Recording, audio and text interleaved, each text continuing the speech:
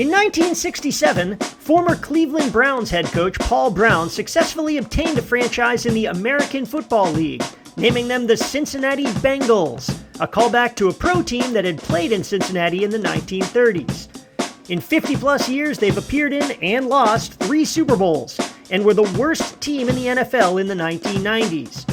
So what's it like rooting for the other Ohio football team that used to be hopeless and now just breaks your heart every year? Let's find out. I'm Dan Hopper, and this is Thrill of Defeat. My guest today is a very funny stand-up comedian who literally built his touring schedule around the Cincinnati Bengals road schedule. It's Michael Turner. Michael, thanks so much for being here. What is going on? Yeah, I'm the dummy that goes to every Bengals road game for the past 3 seasons. What's been your favorite stadium experience so far on the road?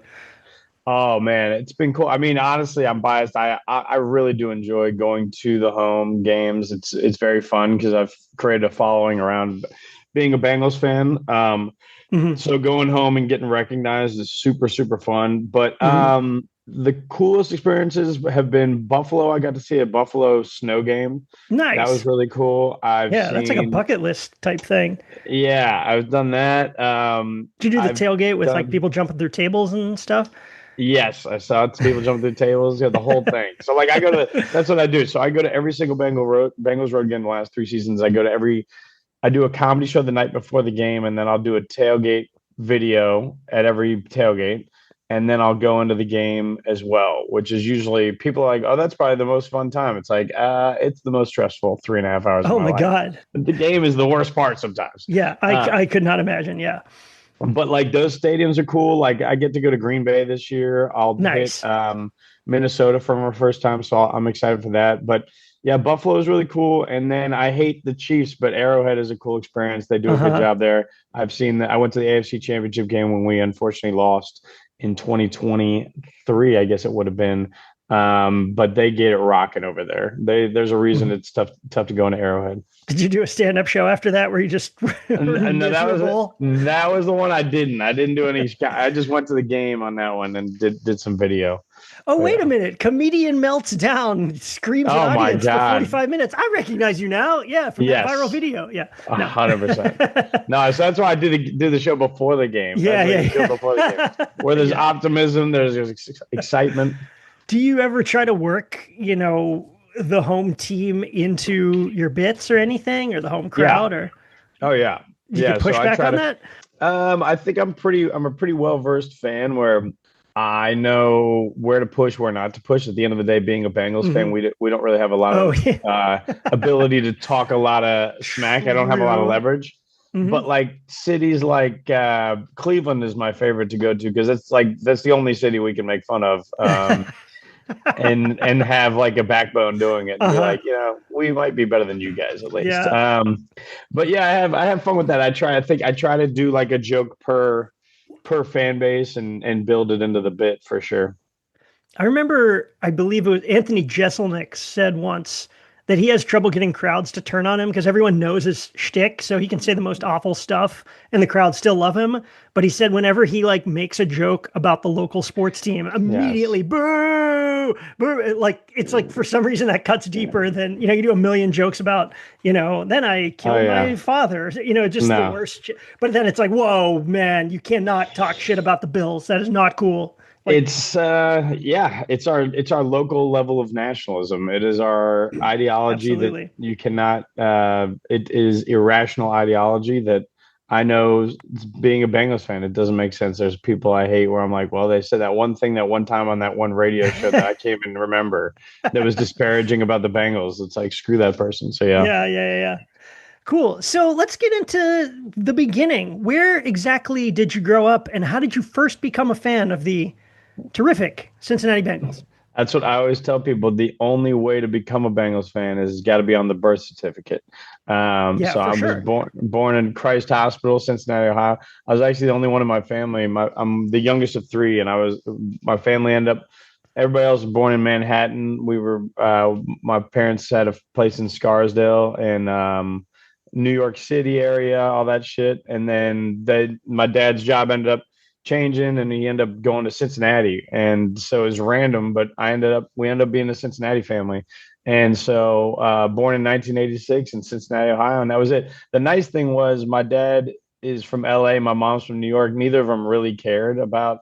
My dad was like a Rams fan a little bit. He liked the dude named Crazy Legs, but I think by then, like, the Rams weren't doing great. They ended up moving to St. Louis. So, like, he didn't force that on me, which was nice. And he was a salesman in Cincinnati. As you can see, actually, the people listening can't see it, but right over my shoulder is a picture of my father, who's a salesman. And he worked locally in Cincinnati, and he understood the importance of the local fan base. And he thought that was cool. And he really leaned into that for us. And quite honestly, in the late 80s, he was like, this is going to be a good team for these guys. This is going to be fun. So. Yeah, the Bengals, they made the Super Bowl twice in the 80s, the 1981 season and the 1988 season, lost both times to the 49ers. Obviously you were too young for this. You were alive, but the second one. No formative memories, but I have what would be paraphernalia? No, the stuff, memorabilia. Yeah. I should now, and then because they were so bad in the 90s, I now have drug paraphernalia to deal with it. But branded, they're like selling it. They're like, we know, who do they think will smoke that crack? But I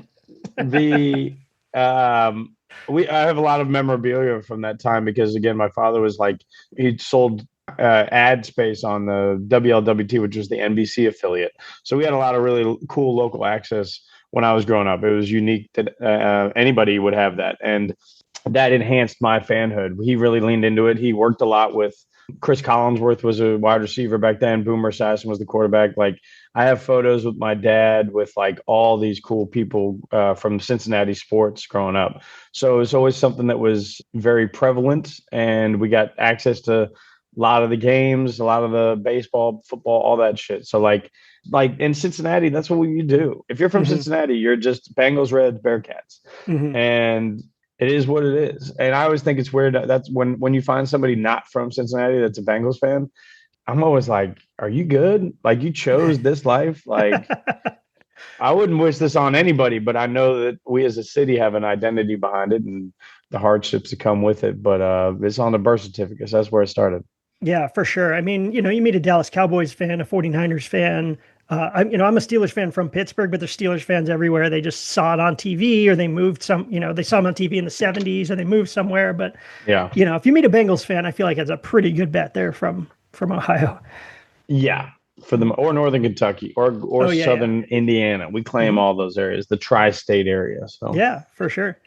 That Northern Kentucky, Southern Ohio area is gorgeous, by the way. I feel like I road trip through there, and it's one of the most underratedly beautiful parts of the country I've ever seen. I was just in Cleveland recently for our opening game of the season, and everybody's always saying in Cleveland the biggest dig they have on us is that, I'll go back to Kentucky. You're from Kentucky. The more I age, the more I'm like, what the hell's wrong with Kentucky? Like, that shit it's beautiful. Like, I've been to Kentucky a bunch, and it's stunning. And Southern Ohio, Northern Kentucky, it's a different part of the country for sure. You wouldn't think it, but then you get out in the country and it's got some sights. So yeah. I'm going to cut that part out, though. I don't want to seem like I'm complimenting Cincinnati. I, of course, have to, to be like, now I'm just like, it sucks. I went there and it's garbage. No, it was really, really nice, actually, my trip to Cincinnati. So in the 90s, as our viewers may know, and I'm sure you know, the Bengals were literally the worst team in the NFL from 1990 to 1999. They had a 52-108 record in the 90s. And after they made the playoffs, lost in the second round in 1990, and then did not make the playoffs again for the rest of the decade. So this was the era where you were kind of coming online as a fan and a kid. So you're probably, really excited, and this is like locking in your fandom for life. What are your specific memories of that time frame, kind of being excited for this team, but also they're such a laughing stock in the league? Do you know the nickname we have for the 90s? What? The lost decade. Yeah, it is. That's what the Bengals fans call it, the lost decade. And it is, it's something that you don't, the thing is, you're just a fan because you're a fan. And then you're 4, 5, 6, 7, like, you know what I mean? You're like, it would have been my age 4 till 14. So I wouldn't say I really understood how bad it was till I was like 10, 11 years old. It's not like I'm traveling a lot outside of Cincinnati. I was like, man, this is normal for fan bases, right? Yeah. Like, but my early memories are that's your squad. So you just roll with it. I'll never forget when we got like, Big Daddy, Dan Wilkinson, we got David Klingler, we got Achilles Smith. Like in those moments, you looked at yourself like, this is it. We're good. Dan Wilkinson was a bad motherfucker from Ohio State. He was David Klingler, first overall pick, right? First overall pick. We thought that was going to be it. I remember Achilles Smith. We were like, "Oh, this is it, bro!" Oh man, and then, I remember that. And I'll specifically remember the 1995 draft. I do remember when we got Keyjana Carter, who I believe was number 2 overall. But that I remember sitting there with my dad. He took us to this place called Damon's. You could watch the draft, eat some ribs, all that. We had Damon's in Pittsburgh. Yeah, it's a chain, right? Yeah. And so I remember going to Damon's and we watched it. And even my dad, I remember he was like, "This is going to turn the franchise around. Like you got a guy now." Yeah. And so there was always that delusional hope because it couldn't continue to be this bad. And we got it at one era in the middle of the 90s. We had Dave Shula, who was our coach for like 4 years, and you're like, well, he's got to be great. And he's Don Shula's. So you're like, you think it'll be good. You wouldn't just hire him for his name, would they? No one's ever done that in sports or entertainment history. But you still had these moments that it was fun, and they teased you enough where it was all right. We had an 8-8 season in there, somewhere with Jeff Blake and Carl Pickens, and you just kind of. I think I didn't know any better though. So you mentioned like the optimism every year. You're drafting in the top 10 every year, but then kind of doesn't usually amount to anything. What was the fan base like around that time? Were the Bengals as big as the Reds were good in the early 90s? Like, what's like the hierarchy of Cincinnati sports then and now? So the funny thing about being a Bengals fan, as long as you always just were a Bengals fan, because Ohio is a football state. You grew up in this city where it's not Texas football Friday night lights, but I went to a high school football game every Friday. We in Cincinnati, high school football is pound for pound as good as it gets. We're not Florida, we're not Texas, we're not California, but like if you want to look at per capita how many people we created and put into the Big 10 and Big 12 and shit, like Cincinnati, the GMC and the GLC are like 2 of the best conferences going. So I say that to say like football was always something that you could be a part of. I didn't like Ohio State. I was a Cincinnati Bearcats fan. So you want to talk about real trauma. That was tough. But what I would say is the Bengals were your team. The Bengals are your football team. Every NFL season you start with hope and the Bengals are your team. But the other side of that is the Reds were really competitive throughout the 90s. My earliest memories of anything are at Riverfront Stadium with Barry Larkin, Eric Davis, Jose Rijo, all those things. 95, Barry Larkin wins an MVP. And on the other side of that, the thing that a lot of people forget is the 90s were actually in Cincinnati all about the Cincinnati Bearcats. The Bearcats were number 1 in the nation multiple times as far as a basketball team, not football, basketball. So football season would start in September. The season was done by November, but Kenya Martin and Danny Fortson and Nick Van Exel and Damon Flint and all these guys were suiting up by November. And then you just moved on to that, and that was it. So you just kind of forgot about the Bengals by then. And being a sports fan in Cincinnati wasn't that bad. There was heartache and pain being a Bearcats basketball fan too, because they would never win in March. But like, it was a very dominant team and one of the more influential basketball teams of the 90s. And so that was cool. That was probably how you coped with it. You just moved on to basketball. And then you lied to yourself and told you the Reds were going to win a World Series again, and then you moved on to baseball. Yeah, you got most of the year covered. There you go. Yeah, because it's a huge baseball town too. So I would say in the 90s, the thing was the Bengals were the 3rd in town, and the other 2 acts in town weren't that bad. So you dealt with it. So because I think that's how you look at a city's fan base is like, all right, you might have bad shit going on, but like, is one of your teams winning championships, then you're good. That's why the Boston thing was so crazy, because they had everybody winning championships. But like all they would have wanted as a city is just the Bruins to win a Stanley Cup. You just want one of them to work out. Yeah. And you can kind of keep your sanity until next calendar year, hopefully. Didn't Kenyon Martin break his foot right before the tournament? Now, why you got to bring up old shit? You got to bring up old shit. They were number one in the nation. I know. I remember that specifically. He went on to be number one draft pick. Yeah. That's the only time I cried as a kid. Yeah. When we lost the game, I think we lost in the second round of Tulsa. Yeah, Pete Michael, Kenny Satterfield. That was an amazing team. There's no doubt in my mind we would have won in the Final Four at least that year. Just want to tease our guest next week's episode is Michael Turner talking about the Cincinnati Bearcats. Oh my God! Just have you right back on. I can have him, dude.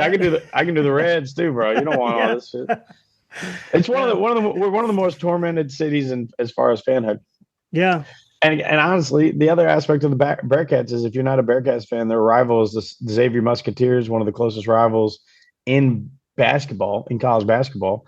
And I fucking hate them. If you think that you're from Cincinnati and you claim Xavier, you're not real to me. But they have their own trauma too. They never win the big game either. They never can get it done either. So yeah. Ugh. So late 90s come around. The Bengals do produce Corey Dillon, even though Kajana Carter was kind of a bust running back. Corey Dillon, a second-round pick, becomes a star running back, 3-time Pro Bowler. But then year after year, losing seasons, and then he doesn't want to re-up his contract because he wants to play for a winner. Yeah. And I remember some specific quotes, and I went and looked them up. But after the 1999 season, he was holding out. And they asked what would he be doing next season, and he said, "I'll be flipping burgers. Flipping burgers, baby. Yeah, I'll sit. They can take their $1.3 million, and they know what they can do with it. I'll play for $50 somewhere else." Frugal team. And then right around the same time, speaking of Carl Pickens, Mike Brown, the owner, after stuff like that Corey Dillon quote, and then Carl Pickens spoke out about the team too. Said a similar quote, just like I think they re-upped the head coach after another losing season. He's like, "What are we even doing?" Yeah. Mike Brown, the owner, started inserting what was referred to at the time as the Carl Pickens clause, which was clauses in contracts that allowed the Bengals to deny bonuses if certain players made derogatory comments about the Bengals franchise. I've never really seen anything like that. So what was that era like for you? Well, I think that was the time when I didn't, you're just kind of a happy-go-lucky kid that doesn't care about the contracts and shit and stuff like that. That was when, because I think adult fans get more frustrated with the money stuff. I wasn't reading the paper. I didn't know, I wasn't I would definitely I watched Sports Center, but they weren't covering the Bengals. The lead story wasn't any of that. Right. Mm-hmm. And so I know that the Corey Dillon stuff was big because I remember that for sure. I remember, I didn't maybe read the paper until later in the 90s. I was young enough or I was old enough, I should say, when my dad would get done with the sports section and the cartoon section and pass it over to me. Right. And so you're aware of that stuff, but I didn't know enough about this guy to know he was a monster. Again, I'm sitting there all owners are like this, Mm-hmm. And kind of, and honestly, they're not that far off. Some of them just win more games. Yeah, but exactly. Now it's a lot of it is hindsight, looking back on it and realizing how bad it was because you didn't realize that there's a lot of horror stories that come out of what the Bengals are doing as far as they didn't even have adult-sized towels for these motherfuckers when they got out of the thing. They had to use 3 towels to dry up. It's embarrassing stuff, and they were cheap as hell. But if I was Corey Dillon, I wouldn't give a shit if you were going to pay me money or not pay me money. I would have rather just played for a winner, and that shit was sad. And I know that Corey Dillon's departure specifically was sad because we all loved him as a city, and what Corey Dillon knows is that we, as a fan base, loved him. His discrepancies were with the ownership because I know when he left, he threw his pads to the fans. He threw his jerseys to the fans. And obviously he was doing that to say peace, but he was doing that to give back to the fans because he knew we rode for him always. Because I understood when he left, and I was very happy that he won a championship because nobody deserved a championship more than Corey Dillon. Mm-hmm. He ran behind one of the worst offensive lines ever, and he ran for 278 against the Broncos. One of the craziest stat lines you'll ever see. Nobody in the 90s had more negative rushing yards other than him and Barry Sanders.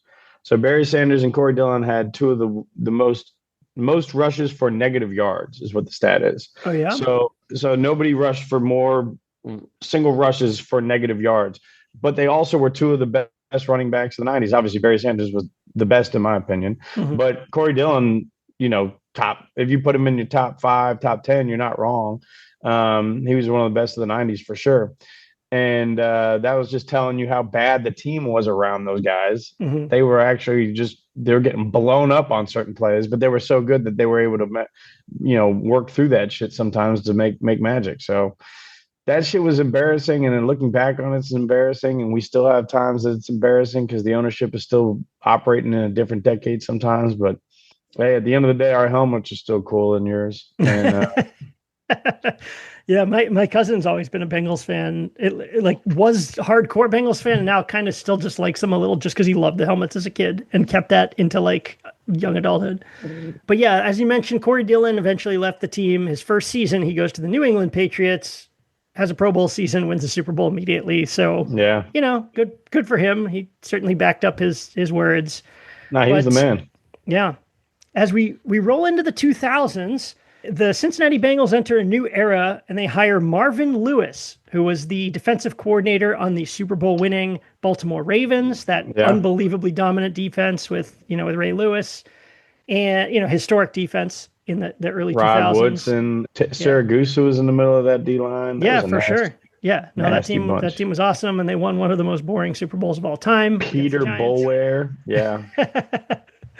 So he takes over the Bengals in 2003, and they immediately go 8-8, 2 years in a row, and then 11-5 and make the playoffs. So the Marvin Lewis era, I know looking back on it now, I feel like is probably a pretty painful era, but at the time it was like, they've gone from worst team in the league to, competitive to playoffs. So, how did you feel when Marvin Lewis first took over and, looking back now? It was all relative. People are like, I think it's easy. People in Cincinnati in the fan base sometimes look back and they roll their eyes at that era. I had a lot of fun in that era. Way more fun than I had in the 90s. Yeah, you know what I mean? Like, how could you not? Yeah. Those teams gave me so much joy that I never look back on it. You can look back on it and, you can pick and choose. And there's definitely areas where you're like, God damn, that was horrible moments. But like the football seasons as a whole were very fun. Even the 2 8-8 seasons, it was electric. The city was buzzing. We didn't have this ever. We had John Kitna slinging it for like 90 yards to Chad Johnson. You're like, what the fuck is going on? And that was also the turnover. The best thing that happened there was Marvin Lewis came in there and he built a relationship with Mike Brown in a way that somebody needed to. He let him know that he was going to be running things a little bit differently and having control in a way that it didn't in the past. And Mike Brown met him halfway. That was the beginning of Mike Brown as an owner kind of conceding that he had been doing things wrong in the 90s. He needed to do things more up to speed. That was when we started getting just more money involved in the things, rebuilding the stadium, all that type of shit. And we also did get a new stadium back then too. So it was the Paul Brown Stadium came about then. That was when Corey Dillon left, and we had Rudy Johnson and Corey Dillon one year. And then Takeo Spikes made a big exit, and he said that when he left, it was like signing his slave papers for freedom. It was like, oh my God. I mean, bro, yeah. I don't know any slaves making a couple million a year and being a liability in the run game. But shit. But like I didn't like that type of shit because it's easy to throw shots on the way out. And I think Takeo Spikes left trying to think he was going to get to the playoffs. He did it the wrong way. He didn't make a single playoff game in the history of his entire career. Man, so he go to Buffalo? Is that right? He bounced around, but he went to Buffalo immediately after, and then he went to like two or three other teams. And I'm going to the Arizona Cardinals. Finish with this loser franchise. Right? Jacksonville, all that type of shit. But either way, the Marvin Lewis era was really exciting. We had never experienced anything positive like that in our life. I mean, the 8-8 years it was John Kitna, and then we had the number 1 overall pick. We got Carson Palmer that year in 2003. And then Kitna started a year with Palmer as his backup because they used to do that a lot, obviously. And in that same era, we drafted a man by the name, I think it was 2001, if not 2002, Chad Johnson. And to me, Chad Johnson is the most important Cincinnati athlete right up there. Pete Rose is probably number one, but the most important single athlete the city ever saw, because we had nothing before him. And when he came, not only were we 8-8, we were 8-8 and fun to watch. We were 8-8 and we had this dude talking shit. We were 8-8 and we guaranteed we had a dude guarantee a victory against an undefeated Chiefs team. And we went into Arrowhead and beat him when he guaranteed a victory. And we had John Kitna at quarterback in 2003. Peter Warrick ends up taking a punt back and we go up 2 scores and we win that fucking game. And it was like crazy. That was the most exciting shit ever. So that era was filled with things that you can look back on and say, but they didn't win a playoff game. It's like, yeah, but we went to the playoffs 7 times. And sure, 0-7 in the playoffs is a tough look, but a lot of teams don't go to the playoffs 7 times in a 10, 12-year period ever. Those regular seasons were very exciting. So yeah, it's interesting in sports. You know, I've had some past episodes where we've talked about this, and even, you know, as a current Steeler fan, I feel like our team's going through this now, where it's like, it doesn't take long for you to readjust your expectations, you know, and you're just like, I just want to, you know, go 8-8. I just want to make the playoffs. And then you do it a couple times, and then immediately you're miserable that you're not winning a title. And you just forget about the 90s. You know, fans don't have that perspective in the moment. Like, you know, maybe for the first year or two, but like, it does not take long to go to like, oh my God, we choked again. And it's like, dude, you literally lost 2/3 of your game for a decade. Yeah, we were looking at 2-14 years, 3-13, all that type of shit. It's like, once we got it, it was fun as hell, man. And we had some good things, and we ran into some bad luck, and we ran into some bad moments that I think you can blame coaching. You could also blame really, really bad luck. And you can, in my opinion, talking to a dude that is a Steelers fan, like, I think you could blame some bad officiating that never went our way. Yeah. And because we were the Bengals in the 90s, and that hung over to the perspective that the referees had into the early 2000s, and we didn't get anything. They changed the league changed rules. I think the number is 5 or 6 times based on things the Steelers did in Bengals games to the Bengals. The league changed the way that the sport was played because of how dirty they were. And because they weren't rules, so they were doing things that weren't rules, but they were against protocol as being a man. And one of them was 2005 when we went to the playoffs. I was 11-5, and I don't think Kimo von Oelhoffen did mean to do it, but he definitely put some extra spice in his hip when he rolled into Carson Palmer, and you know, that was one of the worst moments as a Bengals fan at that moment. So yeah, well, I mean, I don't know if he meant to hurt him, but he definitely meant to get his leg. He was trying to. He meant to hit him. Yeah, exactly. He meant to hit him, and he didn't mean to end his 2005 playoff run. And that game started with a 3-and-out, a punt return. You guys pinned us into the 7-yard line. And then the first play from scrimmage was a play action bomb to Chris Henry, may he rest in peace, for 67 yards down the field. And everything in that momentum made me believe, the way that we played you guys that year, that we would have won that game. I don't know if we would have won a Super Bowl that year. I don't know if we would have beat New England. I know we would have won that game, and you guys wouldn't have won the Super Bowl. Yeah, that's what I always say. Yeah, I mean, that's very, very likely. Jacked up. Yeah, for fans who don't know, Kimo von Oelhoffen was a Steelers defensive lineman. He kind of went to tackle Carson Palmer and kind of grasped at his leg and did a hit, which is now illegal, where you like roll into someone's leg. A lower leg hit, now something you can't do. Yeah, and he left the game, and probably would have been out for a season if it wasn't already the end of the season. John Kitna finished the game, but the Steelers won and went on to win the Super Bowl that year. So, they got some help in the referees in that Super Bowl too. Come on now. Come on now. There was like one bad call, but I don't know. It's not like they got outplayed. Seattle clocked it as 3. Super Bowl. Yeah, whatever. Sorry, Matt Hasselbeck and the boring ass 2006 Seahawks, whatever. Sean Alexander, Boone County's own. We claim Oh, really? That's Northern Kentucky. Yeah. Oh, nice. Yeah, I didn't know that. Yeah, so like you said, well, I mean, should we even talk about the other Steelers playoff game? We had, there was some tough ones. That's the 2010s, because the 2000s were cool. We won the division again in 2009. We had some years where those were tough years. That was when, the thing that happened at the end of the 2000s was Carson Palmer was like, I'm walking away. and he forced his hand and said, "I'll retire before I play another game with the Bengals." Because again, did, right?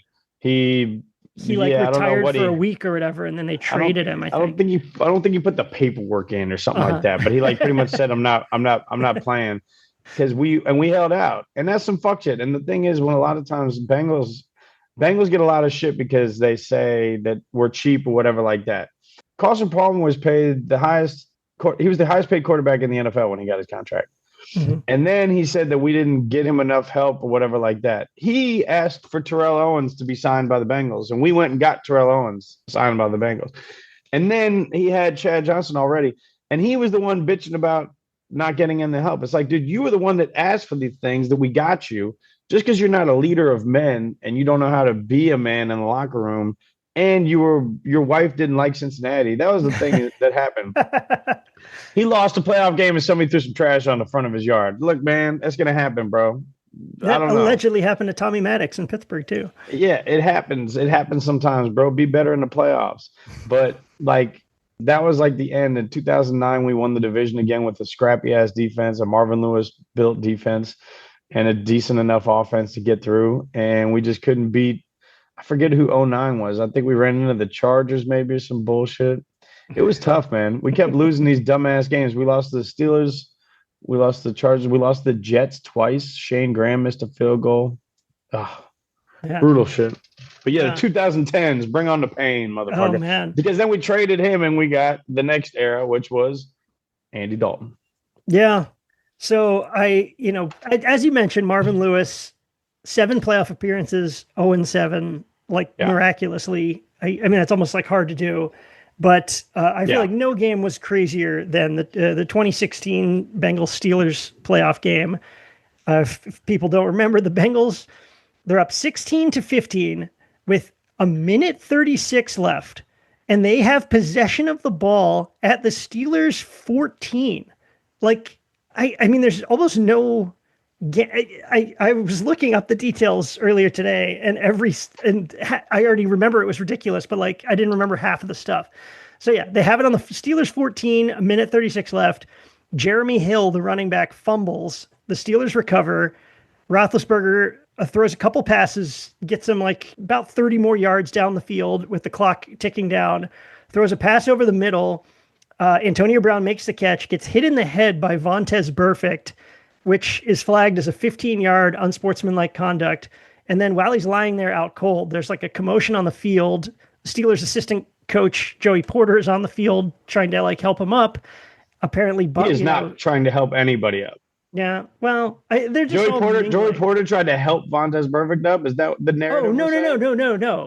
Antonio Brown. He was like going to look at Antonio Brown. No, he wasn't. He was talking shit to Pac-Man. He didn't go talk to Antonio Brown at all. Well, Antonio Brown was also it's illegal for an assistant coach to be on the field. Yeah, and it's illegal for him to instigate any conversation with the opposing team. Well, I think he said he didn't say anything. Adam Jones said that he was talking shit on them. You think Joey Porter didn't say anything?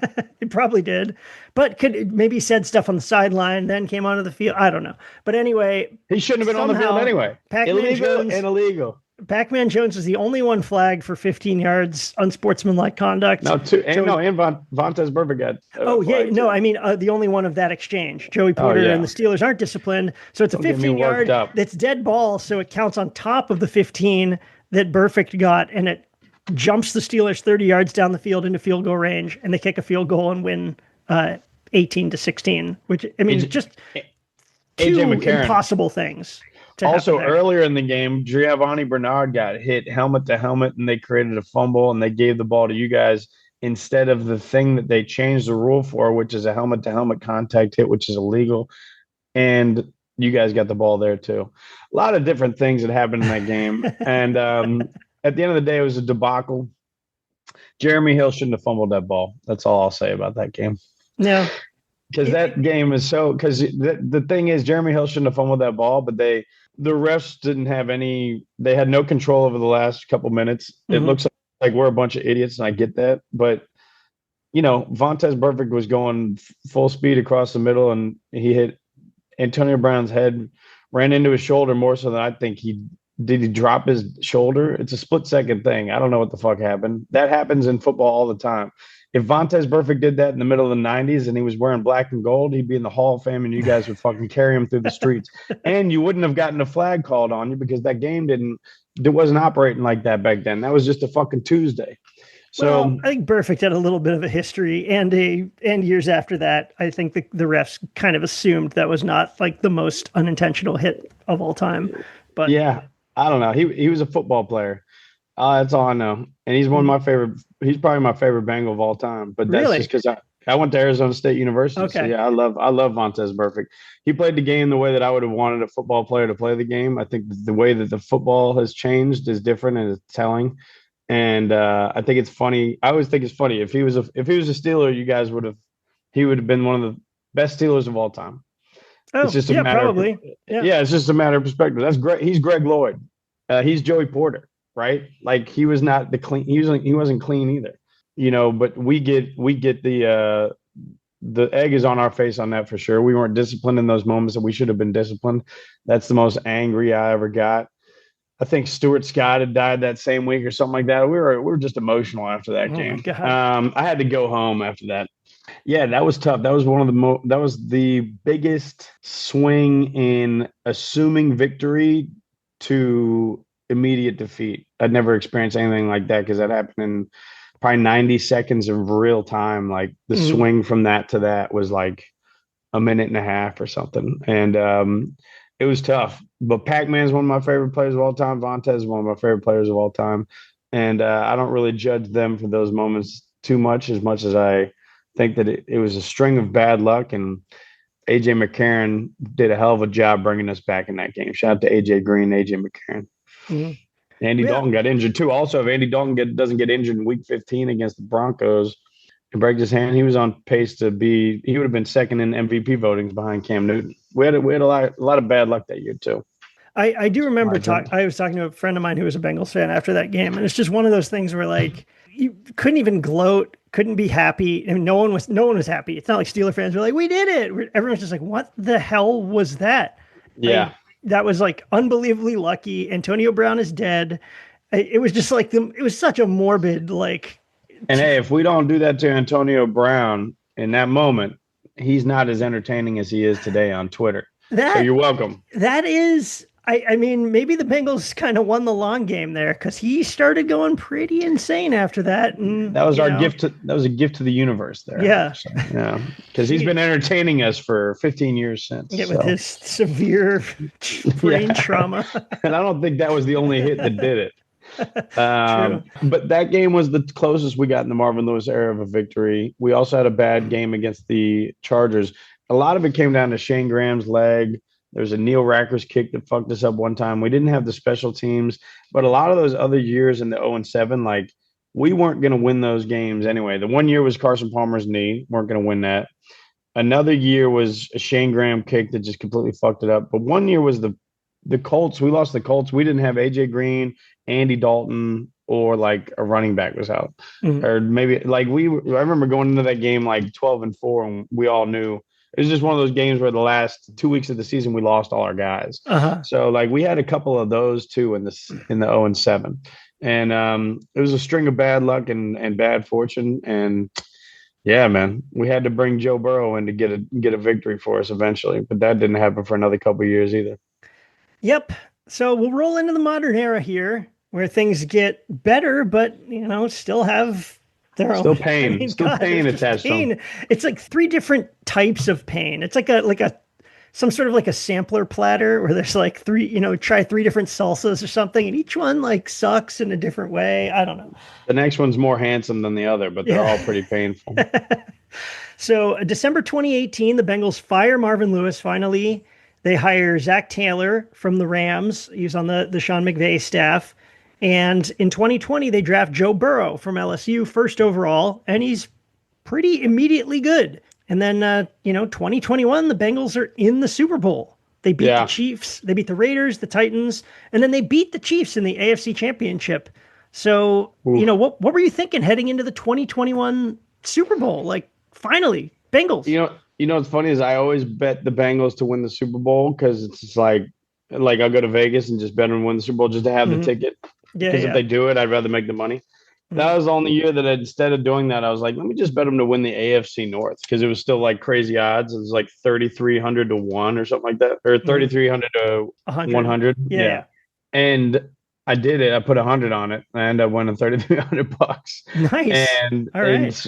and so that tells you how little I like every other year I'd be like, fuck it. What if we win the Super Bowl? But that was the one year I was like, we're not getting to the Super Bowl.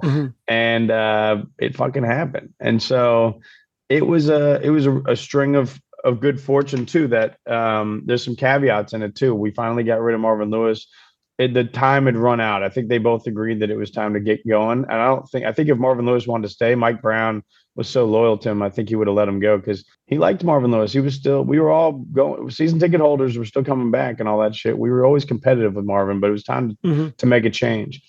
And it took a couple of years for Zach Taylor's stuff to get going. And once you get Joe Burrow, things start looking up. You got a guy, and you never know with the number 1 overall pick, being a Bengals fan, if it's going to work out. But that was the most excited I had ever been about us having that high of a draft pick. We'd had number 1 before in the 90s a couple times. The prior time to Joe Burrow was Carson Palmer. We'd had like top 5 a couple times in there, but like I'd never felt so sure about anything than Joe Burrow. And to get number 1, also the Dalton team before him almost unintentionally beat the Dolphins, and the Dolphins would have had the number 1 overall pick. That's a fun little sliding doors moment. But literally we were down by 15 in the 4th with like 2.5 minutes left. It was one of the most improbable comebacks ever. Went all the way to overtime and ended up losing to the Dolphins. And without that loss in week 15 or 16, we would not have Joe Burrow. Finally, the Bengals bad luck helps you. Yeah. And in the playoffs too that year, the luck went our way a couple of times. That's one thing you realize about a Super Bowl run, as you know, as a Steelers fan, like you need a couple. We just talked about it twice. We need a couple things to go your way, right? Yeah. Like, and in that playoff run, I mean, there were some things in the Titans game I remember that kind of went our way. The Chiefs game specifically, it was nothing that went against us, I would say. And then also, like in the Super Bowl, you needed some luck too that didn't go our way. There's some shit that happened to lose that game too, but we didn't do enough. But it was great. That was the most exciting football year of my life. I went to a couple of those games live. I was fortunate enough to go to the Super Bowl and watch that game. Yeah, what was that like? It was deflating, and also like you realized how lame Rams fans are because they're just like you're just walking out of the stadium trying to, not to say I was trying to fight somebody. I was trying to just say like say it. It's fine. I was like saying like fuck you guys, all that shit, and they were just like, hey, really fun night tonight. That was, you guys, both teams played hard. Like, all right, a spirited contest, mate. Yeah. But that Super Bowl run was crazy. It was electric. It was good fortune. There was good turnovers that we needed that happened. We went into Arrowhead Stadium and we beat them twice that year, 2 times, and both times were comebacks. 18-point deficit in both games against the Chiefs, and we came all the way back to win both those games. And so the coolest thing about that was walking out of that stadium thinking, all right, we'll be back. And now I'm sitting here 5 years later and I'm like, are we going to be back? I don't know, because that's the tough thing. But we went to back-to-back AFC championship games. We won one and lost one to the Chiefs, and we went to one Super Bowl and lost one. And it's fun to have those memories. It's fun to hold on to those seasons. They were electric. We're still a very competitive team, but the height of this excitement was definitely, 2021, 2022 was so amazing. It was very cool. I deserve better. I deserve more of that. But it hasn't happened. I mean, I think so. Being a child through the Bengals 90s, I feel like has earned you. You need something to go right. For sure. It's my relationship with the Bengals is like Sharon Stone and Jimmy Woods and Casino. I don't know why I keep fucking going back. I got De Niro over here giving me money and diamonds, but I keep calling this fucking pimp. Yeah. Oh man. So how do you think, looking back on, these eras and where you started rooting as a happy child, rooting for the 90s Bengals to now? I never said happy child. Tough. Oblivious child. I don't know how he phrased it. Yeah. A child. The Bengals, the Bengals, my relationship with the Bengals wasn't the only abusive relationship going on in the household. You know what I mean? Damn. No, I'm kidding. Okay. No, I'm kidding. Nobody got hit. Nobody got hit. Okay. Just vehement verbal abuse. Just classic yelling matches. I was like unpacking the metaphor. I was like, wait a minute. He's not talking about the Bengals in that joke. I was like, oh shit. Yeah. So I was like laughing and I'm like, wait, I mean, not laughing. We're not laughing. Yeah. So, looking back at all this, how has your fandom changed over the years? Do you think you are a bigger fan now than you were when you were younger, less? Like, I mean, it seems like the Bengals are still an absolutely integral part of your life and your career too. 100%. I love the Bengals. I'll never not love the Bengals. That's one thing I've realized about myself. And the same with the Reds and the Bearcats basketball. And then I went to Arizona State, so I'm a Sun Devils fan. If you want to pile on the pain, I'm a Sun Devils and a Phoenix Suns fan too. So it's just like, what am I doing? I got our next 6 episodes covered here. This is great. I got a girl in my life the last couple of years, and she's finally like, I've introduced her to all the fan hoods now, and she's like, what the fuck is going on with this? This is horrible. Everything's bad right now. But the fanhood, I think, as I age specifically, I try to really take. Here's what I know about the Bengals when they're doing bad is I always say I won't let them hurt me. You can't hurt me because like I've let them hurt me in the past, and you're just like, you can't hurt me. I don't care what you do. You can't really, really hurt me. You can disappoint me. You can do a lot of things. You can even upset me, but you can't hurt me. I'm not going to let you dictate my weeks anymore. And I say that as a man that's almost fucking 40 years old. It took me a long time to like realize like you just got to keep the team at bay. Like last year was horrible. Burrow was healthy the whole year, and they still went 9-8 and started the season 1-4 and all this shit. And I was just like, man, they can't, you just can't let them fuck with you like that. but at the end of the day, that's what being a fan is about, is just blind faith and delusional optimism and all that shit. I love it. It's still something that's very much a part of my life. I've been able to, through comedy, integrate it into my business plan and my social media growth and, my way to connect with fans. I love football. I'll never not like football as a person, as a fan of the sport. And so I was like, well, why don't I combine this with comedy? And I like eating, drinking, talking shit, and doing it in public places. And so I was like, well, why don't I just start touring around a football team schedule? And so it is something that I understand better as an adult, that it is just fun. It's a fun thing. It's a fun escape.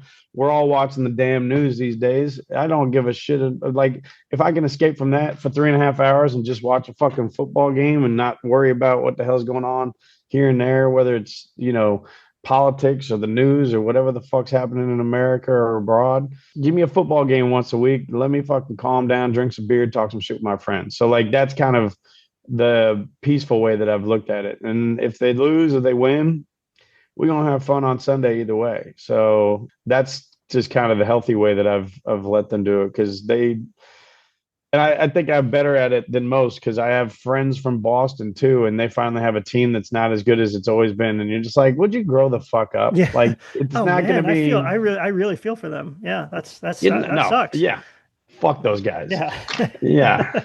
Steelers fans too. You guys got your fucking championships. I know. You know what I mean? Like, if I had 2 in my lifetime, I would be like, I'd be fine, bro. I'll give me even Giants fans. I don't feel that bad for Giants fans. It's like, you had 2 with Eli, man. Yeah, you'd be all right. So that whole thing is a very healthy attitude. It's not exact, but I won't let you hurt me is very close to what Nancy says to Freddy Krueger at the end of the first Nightmare on Elm Street. Yeah. She's like, she realizes, she turns her back on him. She's like, this isn't real. You can't hurt me. This isn't real. And he like fades away. You're just turning your back on the Bengals, and they're like, the power. It's the power. Oh, Burrow got hurt again, bitch. And you're like, I don't care. I'll turn my back on you. I know, it's like Burrow got hurt again, and I'm like, all right, man, we're still gonna have a fun year. Like, it's gonna be fun. No. Yeah. And they're like, no, I want you to cry. It's like, I'm not. Not going to cry again in public. All right. I came up with this cool themed dream where you tear your ACL and oh, come on. Let me do it. I used to go to games in a full tiger suit. I had a tiger garb that I would go to games in. It was cool. And then I turned like 35. I was like, I can't be doing this shit. I'm like, what the fuck are we doing? I went to it in the Super Bowl though. Oh, nice. Yeah. Did you have to walk a shame home in a tiger suit? Full tiger suit, yeah. Oh my God. People talking shit. You're like, I wasn't at the game. What are you talking about? Yeah, I'm trying to fight a Rams fan in a full tiger suit. Yeah. You sure you weren't at the game? You're like, no, I was doing a Frosted Flakes commercial. And I just, yeah. It's tough. So, all right, last question, and I'll let you go. Will you see the Bengals win a Super Bowl in your lifetime? Yeah, I think I've thought about it sometimes. I'm like, just the odds are in my favor. I think there are things that happen. I hope to make it to like, I don't know, 70 something years old. Let's call it 80, right? I think with modern medicine, I can make it to 80. So that means I got 42 more years. In the 38 years that I've been alive, they've lost 3 Super Bowls, but they've almost won 2 of them and they've gotten really close. The thing is, when you have a quarterback in the NFL like Joe Burrow, you like your chances to be able to at least be in it. Sure. And if you give a guy like that 15 years, the unfortunate thing is there's been injuries that he's ran into that, you know, some of them are just bad luck. Some of them are whatever. He's got turf toe now. I don't even know what the hell that is, but it doesn't sound like it's going to be career altering too much. He's going to get his surgery and be back. And if you have a guy like that, you like your chances to be in it every year. And if you're in it every year, and he's standing up in January and February, and he's throwing the ball, you'd like to think one of them years is going to go your way. So I'd like to think we can get one with Burrow. And if I got to wait the whole 42 years till I'm 80 years old, so be it. I feel like we'll get one by what did that give me? Till 20. You'd figure before 2067. 67. Like the Bengals would win one. Yeah, I think I got one. I'd put that. I'll bet $100 on it every year in Vegas, and hopefully I'll break even. Break even on your deathbed. Yeah, you're just like, oh, you got your money back. Nice. Immediate flatline. Yeah. All I know is when I'm leaving my children zero. Yeah, they're all done. Yeah, exactly. I won the last one, but that's going to cover my medical bills. So yeah, right. I will say when the Bengals win, the fan base has been through so much. I've never been more proud to be attached to a fan base. I think we have a good, very fun, engaging fan base, a creative fan base that finds new ways to get together on the road and all that type of shit.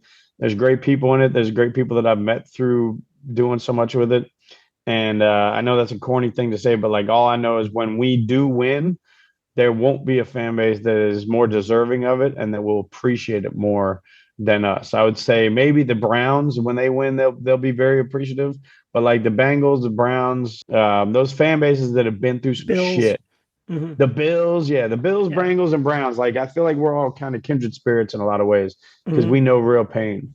Yeah. And I know that when one of these fan bases win, man, we're gonna be appreciative in ways that other fan bases can't even understand.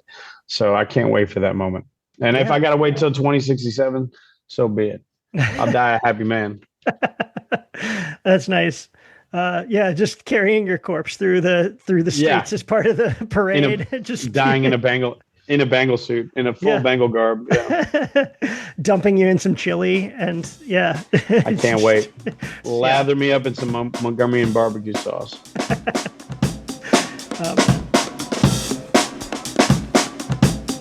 That's our show for the week. Thank you again to Michael Turner for coming on to talk about the Bengals and Pac-Man Jones and Vontaze Burfict and many players who I've definitely never hated before in the past. Folks, if you liked our show, please leave an iTunes review or just tell some people about it. We'll be back next Tuesday with an all-new episode. Thanks so much for listening, everyone.